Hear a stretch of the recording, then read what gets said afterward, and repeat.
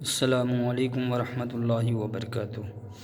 یہ تعمیر ادب حصہ سوم یعنی تیسرا حصہ کا یہ درس نمبر 9 یعنی 9واں سبق ہے۔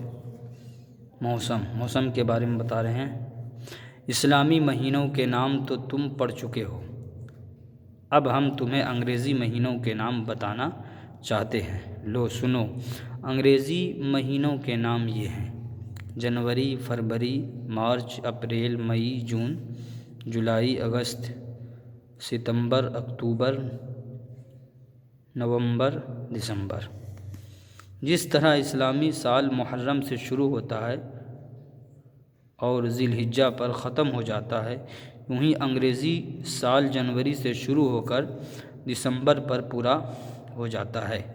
اسلامی سال کی طرح انگریزی سال میں بھی 12 مہینے ہوتے ہیں، لیکن مہینے کے دنوں کی تعداد برابر نہیں۔ کوئی مہینہ 30 دن کا ہوتا ہے، بعض مہینے 31 دن کے ہوتے ہیں۔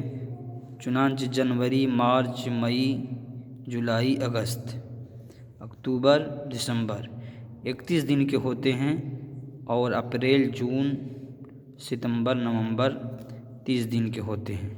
اور رہا فروری تو وہ زیادہ تر 28 دن کا ہوتا ہے اور کبھی 29 دن کا بھی ہوتا ہے۔ ہمارے ملک میں سال کے اندر 3 موسم آتے ہیں۔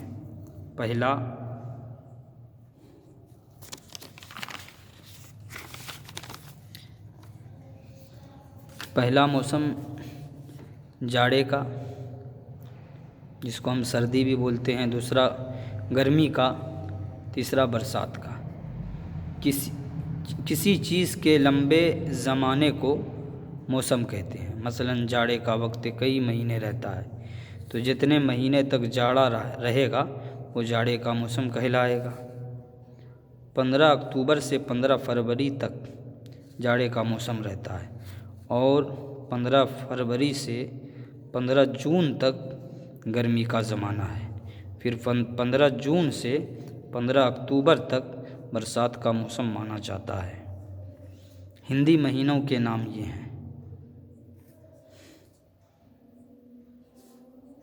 چیت، بیساکھ، جیٹھ، اساڑھ، ساون، بھادو، کنوار، کارتک، اگہن، پوس، ماگھ، پھاگن۔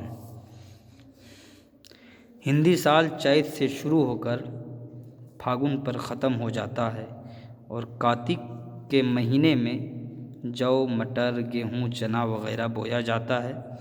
اساڑھ میں دھان، مکئی،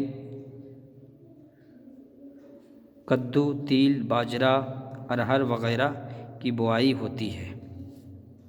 سوالات: کس مہینے سے ہندی سال شروع ہوتا ہے؟ چیت سے۔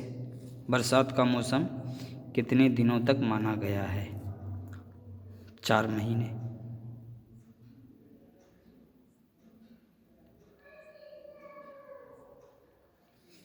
انگریزی سال میں کون کون سے مہینے 31 دن کے ہوتے ہیں؟